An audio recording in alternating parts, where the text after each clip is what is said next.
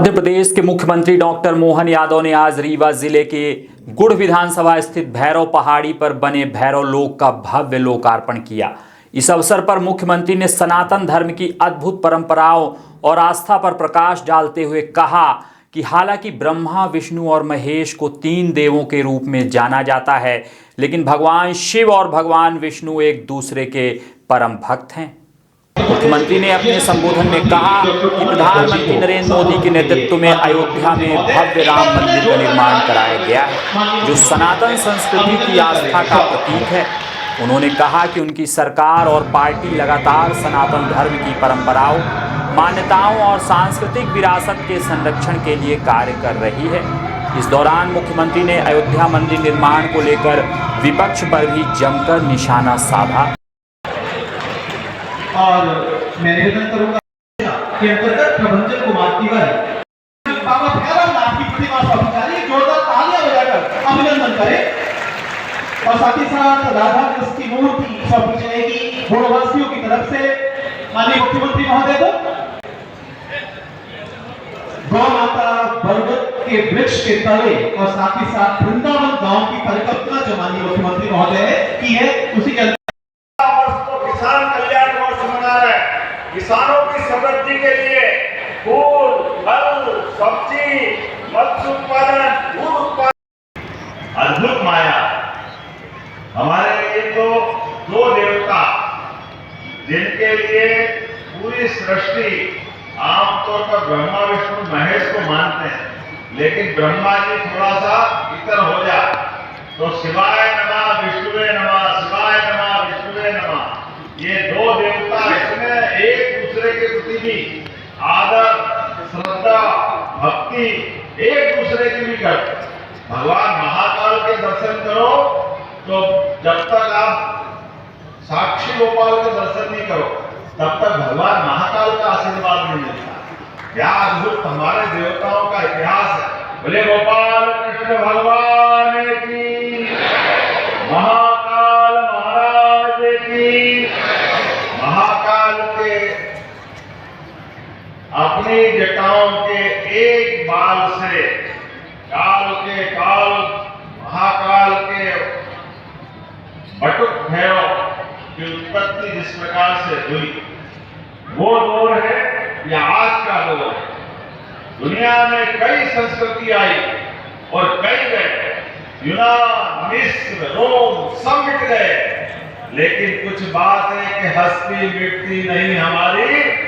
सारे जहां मेरा दुश्मन सारे, मुझे इस बात की प्रसन्नता है कि बाबा महाकाल के आशीर्वाद से और अभी के काल में तो 1000 साल पहले सोमनाथ के मंदिर से हमारे सनातन संस्कृति के देवालयों को ध्वस्त करने का कारण बना था गजनीवी का महमूद, जिसने आकर के समंदर के किनारे हमारे पहले ज्योतिर्लिंग को ध्वस्त किया।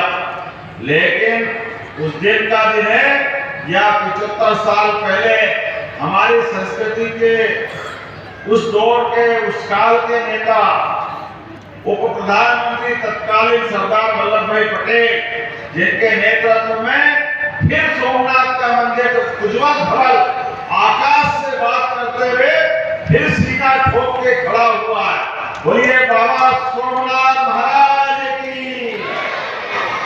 काल के प्रवाह में वो दिन है, बाद के कई काल तक मंदिरों को तोड़ा गया, लेकिन आज का समय यशस्वी प्रधानमंत्री के नेतृत्व में 1000 साल पहले तोड़ा गया सोमनाथ का मंदिर आजादी के बाद सरदार वल्लभ भाई पटेल ने जीर्णोद्धार कराया। और मुझे प्रसन्नता है 500 साल पहले भगवान श्री राम के मंदिर पर भी ऐसा ही आक्रमण हुआ और उसका परिणाम हिंदुओं ने 500 साल तक संघर्ष किया।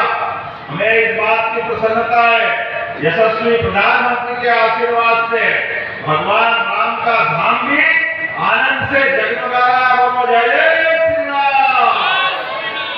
भगवान राम का अयोध्या धाम आज आनंद के हिलोरे ले रहा है और यशस्वी प्रधानमंत्री के नेतृत्व में फिर एक बार सनातन संस्कृति की जय जयकार हो रही है। जोरदार अभिनंदन श्रीमान नरेंद्र मोदी जी का भी करें।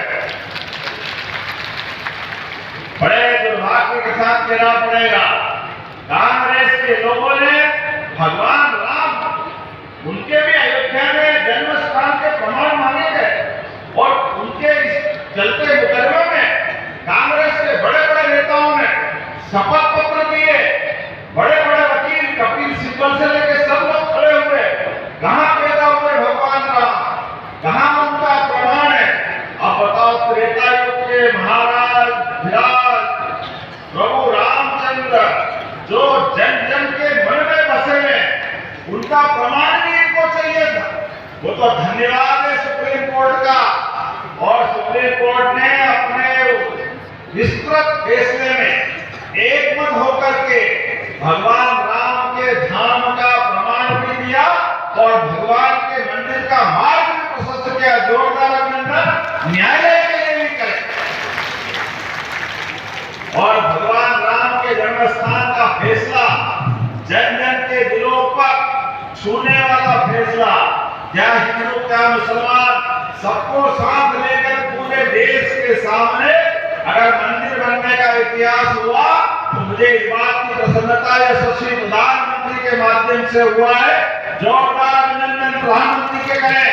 और उनके ही कार्य से आज देश भर में, हमारे मध्य प्रदेश में भी भगवान राम के उत्थान के 2 साल पहले उज्जैन में बाबा महाकाल के महालोक का लोकार्पण माननीय प्रधानमंत्री नरेंद्र मोदी जी के माध्यम से हुआ।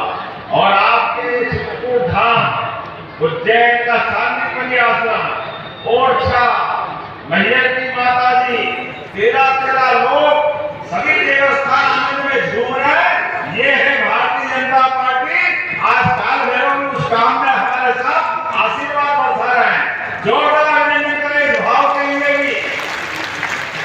कांग्रेसी कहते हैं आप मंदिरों का निर्माण क्यों करा, आप भगवान की जयकार क्यों करते, आप धर्म की बात क्यों करते?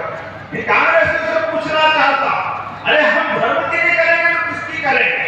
भगवान राम और कृष्ण की संस्कृति है। इस संस्कृति के कारण से सनातन संस्कृति बची है, हमारा देश बचा है, हमारी अस्मिता बची है। मुझे इस बात की प्रसन्नता है, रीवा का अंचल तो सदैव संस्कृति के लिए सब कुछ करने के लिए तैयार रहा है। जोरदार अभिनंदन अपने भिन्न क्षेत्र के लिए करें। और ये तो इतना पवित्र क्षेत्र है, भगवान ने अयोध्या का धाम भी अगर छोड़ा वनवास के काल में, तो भगवान राम को कोई क्षेत्र भाया जो चित्रकूट का धाम भिन्न क्षेत्र भाया। जोरदार अभिनंदन भगवान राम के निर्णय के लिए। लगभग 11 साल का समय, 11 साल से भी ज्यादा समय अपने चित्रकूट में भगवान ने अपना समय हम सबके साथ गुजारा होगा। इतने सौभाग्यशाली होंगे उस काल के लोग। और उस काल के बाद में आज से कुछ 100 साल पहले महाराज तुलसी ने भी कितना अच्छा लिखा, चित्रकूट के घाट पर भई संतन की भीड़, तुलसीदास चंदन से तिलक दे रघुवीर। क्या आनंद के साथ मंदाकिनी के किनारे भगवान का वो धाम हमारी सरकार ने तय किया है। चित्रकूट का भी विकास करेंगे। जोरदार अभिनंदन करें चित्रकूट धाम के लिए। 2250 करोड़ के काम चल रहे हैं और 3000 करोड़ सुन लो कांग्रेस ने कान खोल के अभी 3000 करोड़ रुपया वो चित्रकूट के लिए लगाएंगे। ये हमारी आस्था है। और भगवान श्री राम ने जहां जहां चरण रहे वहां वहां हम उनके धाम के लिए भी तीर्थ बनाने वाले हैं।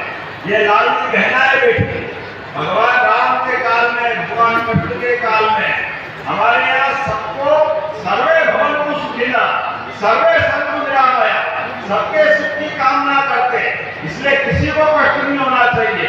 तो हमारी सरकार ने आते 2023 में श्रीमान शिवराज सिंह जी ने लाल जी गहना चालू करी 1000 से। मुझे प्रसन्नता है 1500 तक हमारी सरकार ने बढ़ाया। जोरदार अभिनंदन करें लाल जी गहनों के लिए। ये गहनों के लिए भी हमारी अपनी प्रतिबद्धता है। गहनों को अगर पैसा पहुंचना है तो पूरा परिवार के लिए गहन खर्चा करता है, उसमें इनके आशीर्वाद से फलते फूलते आगे बढ़ते हैं। हमारी तो संस्कृति हमारी माता बहनों के आशीर्वाद से आगे बढ़ती है। लेकिन कांग्रेस के पेट यहाँ भी तो फर्क है। वो कहते लाइट में को पैसे मत दिलाओ, ये शराब पी जाती है, दारू पी जाती है। अरे शर्म आना चाहिए कांग्रेसियों को, लाडली बहनों के आशीर्वाद से। हमें तो इस बात की प्रसन्नता, हमको तो एक बार नहीं दो बार सबको आशीर्वाद देने की इच्छा होती है, चाहे भैया दूज हो चाहे रक्षाबंधन।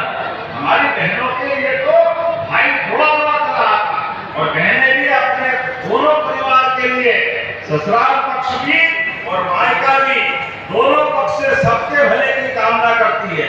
जोरदार अभिनंदन करें सभी बहनों के लिए, माता बहनों के लिए, किसान भाई के लिए।